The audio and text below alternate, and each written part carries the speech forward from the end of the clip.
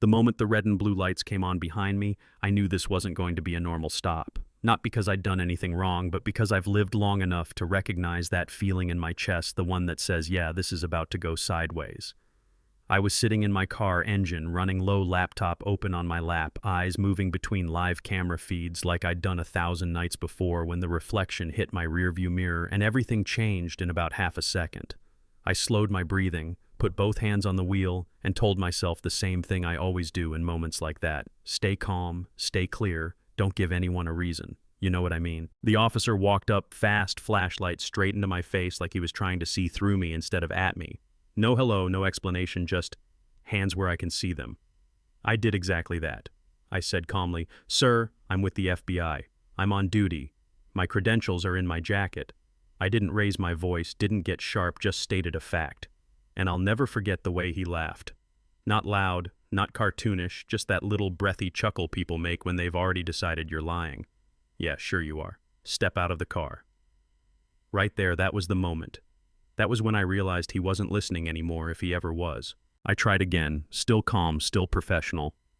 "I'm on a federal surveillance operation. You need to call your supervisor." He cut me off mid-sentence. "Out of the car, now. You want to do this the easy way or the hard way?" And I remember thinking how strange it is that the easy way always seems to mean making yourself smaller, quieter, less human, just to survive the interaction. I opened the door slowly, way slower than normal, because every movement felt like it was being judged in real time.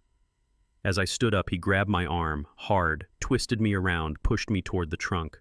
Metal was cold against my chest. "Face the car. Spread your feet," I said. "That's not necessary. I've identified myself." He said, "You people always say that." Yeah, that happened. At that point, it wasn't even about me anymore. It was about control. You could feel it in the way he tightened the cuffs too fast, too tight, in the way he leaned his weight into my back, like he needed me to feel small. I kept saying the same things because that's all I could do. "I'm not resisting. This is being recorded. You're interfering with a federal operation." He ignored every word. He patted me down like he was searching for justification instead of weapons hands lingering longer than they needed to, pressing harder than required. "Relax," he said. "You're tense. Makes you look guilty." I almost laughed at that, not because it was funny, but because it was so backwards it hurt. Being calm looks suspicious. Being nervous looks guilty. Speaking up looks disrespectful. Staying quiet looks like you're hiding something. There's no winning that game once someone's decided the ending. Then he went into my car. Just reached in, picked up my laptop like it belonged to him. "That equipment is federal property," I said. "You're not authorized to touch it." He smirked. "Looks expensive." "What are you into, surveillance?" I said.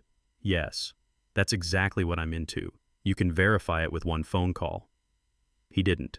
He just stared at the screen's live feed, still running my operation, bleeding away minute by minute while he played detective. Another officer showed up, younger guy, newer face. He looked at me, then at the cuffs, then at the equipment. I could see the conflict in his eyes. He asked, "You showed him credentials." I said I asked him to verify. The first officer jumped in, said I'd been uncooperative, reaching talking back.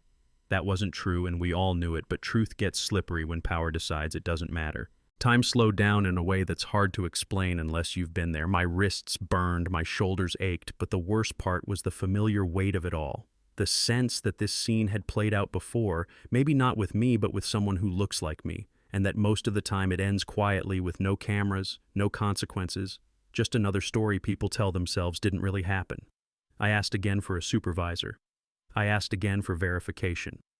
Finally, almost reluctantly, he keyed his radio and ran my name. When dispatch came back, their tone changed first. That pause before they spoke told me everything. "Stand by," they said. A few seconds later, "Subject is confirmed federal law enforcement active status." You could feel the air shift. The younger officer looked at him and said quietly, "He's legit." The cuffs came off without an apology. No acknowledgement, no eye contact. Just business. My wrists were red-marked, and yeah, that mattered later. But in that moment, what mattered was that the story he'd been telling himself didn't hold up under a little bit of light. Supervisors showed up. Federal units rolled in. Suddenly, the scene was crowded with people who cared very much about procedure. The same officer who'd been so confident 10 minutes earlier now stood silent while questions were asked. Cameras rolled, names were written down. The operation was officially compromised. That part stung.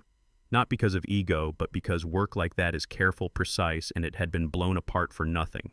In the days that followed, footage was reviewed, reports were written, statements were taken. Every word, every movement, every little comment that might have been brushed off before was there clear as day. The language, the escalation, the refusal to verify when verification was offered again and again. Patterns emerged. Complaints that had once been dismissed suddenly mattered. The conclusion wasn't dramatic. It didn't come with sirens or speeches. It came with paperwork. The officer was placed on leave, then terminated. Investigations followed. Lawsuits. Consequences. The slow, unglamorous machinery of accountability finally turning.